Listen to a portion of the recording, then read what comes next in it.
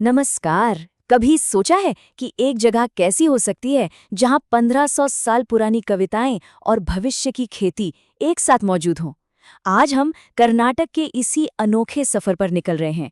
ये एक ऐसी जमीन है जहां परंपरा और टेक्नोलॉजी का एक जबरदस्त संगम देखने को मिलता है। तो चलिए देखते हैं कि ये राज्य कैसे अपनी साहित्यिक विरासत को सहेजते हुए खेती में एक नई क्रांति ला रहा है।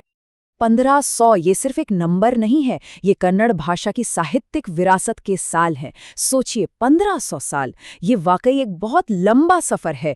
तो चलिए थोड़ा समय में पीछे चलते हैं और देखते हैं कि ये महागाथा शुरू कहाँ से हुई। पहला खंड, प्राचीन शब्दों की भूमि। यहाँ हम कर्नाटक की आत्मा में उतरने वाले हैं, यानी उसकी वो शानदार साहित्यिक विरासत जो 1500 सालों से भी ज्यादा पुरानी है।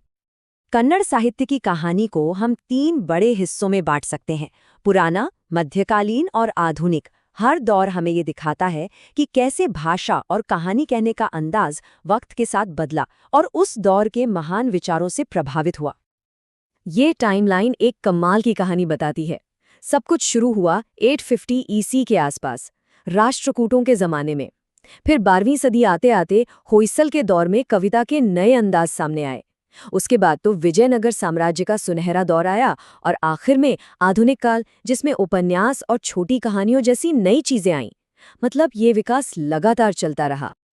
हर महान साहित्यिक परंपरा के अपने हीरो होते हैं, है ना? कन्नड़ में है 3 रत्न, पंपा, पोन्ना और रन्ना, जिन्होंने क्लासिकल युग को एक नई पहचान दी। फिर 12वीं सदी में आया वचन साहित्य, जो एक तरह की आध्यात्मिक कविता थी।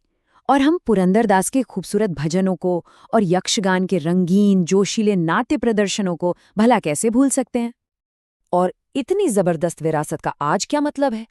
इसका जवाब इस नंबर में छिपा है, 8।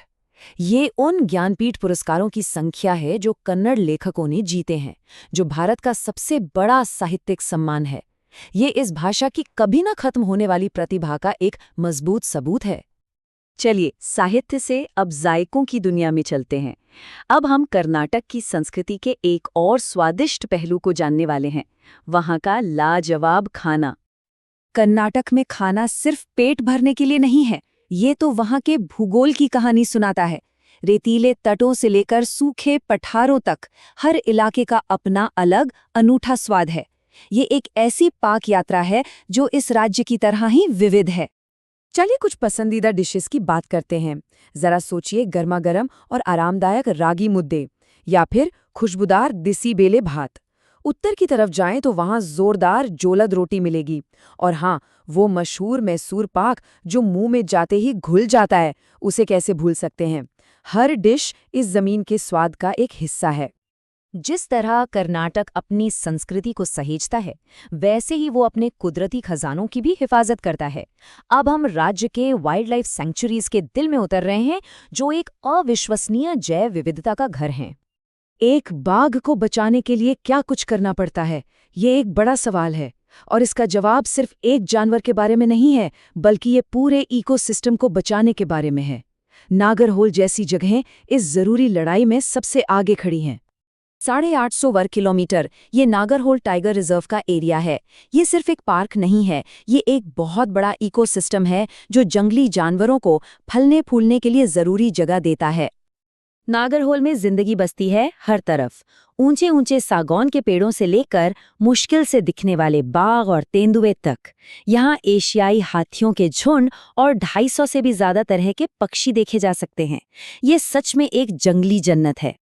इस जन्नत को बचाने के लिए कोशिशें भी जबरदस्त होती हैं। प्रोजेक्ट टाइगर और प्रोजेक्ट एलिफेंट जैसी राष्ट्रीय पहले एंटी पोचिंग दस्तों के साथ मिलकर काम करती हैं और जिम्मेदार इको टूरिज्म ये पक्का करता है कि हम इस खूबसूरती को आने वाली पीढ़ियों के लिए भी बचाकर रख सकें। और अब हम अपने आखिरी सेक्शन में आ गए हैं, जो हमें सीधा भविष्य में लेकर जाएगा।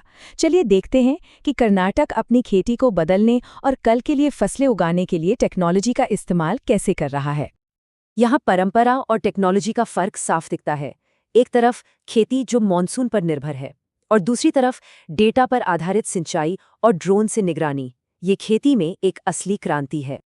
ये आंकड़े देखिए, ये एक बहुत बड़ी कहानी कह रहे हैं। आधे से ज्यादा किसान प्रिसिजन फार्मिंग अपना रहे हैं और अपनी पैदावार में 25% तक की बढ़ोतरी देख रहे हैं। ये सिर्फ टेक्नोलॉजी की बात नहीं है, ये बेहतर जिंदगी और एक ज्यादा टिकाऊ भविष्य की बात है। जरा इस पर नजर डालिए। आधे से ज्यादा किसान पहले ही प्रिसिजन फार्मिंग का इस्तेमाल कर रहे हैं। ये कोई छोटा मोटा बदलाव नहीं है, ये इस बात में एक जबरदस्त बदलाव है कि कर्नाटक में खाना कैसे उगाया जा रहा है। भविष्य आ चुका है और बहुत तेजी से आ रहा है। अंदाजा है कि 2025 तक कर्नाटक के 60% से ज्यादा खेत डिजिटल हो जाएंगे। ये इस राज्य की इनोवेशन की तेज रफ्तार का सबूत है। तो हम आ पहुंचे हैं कर्नाटक के सफर के अंत में, एक ऐसी जगह जहां 1500 साल पुरानी कविताएं सैटेलाइट से मॉनिटर होने वाले खेतों से मिलती हैं। ये हमें एक बहुत जरूरी बात याद दिलाता है। असली तरक्की अतीत को मिटाने में नहीं, बल्कि उसे भविष्य की नींव बनाने में है।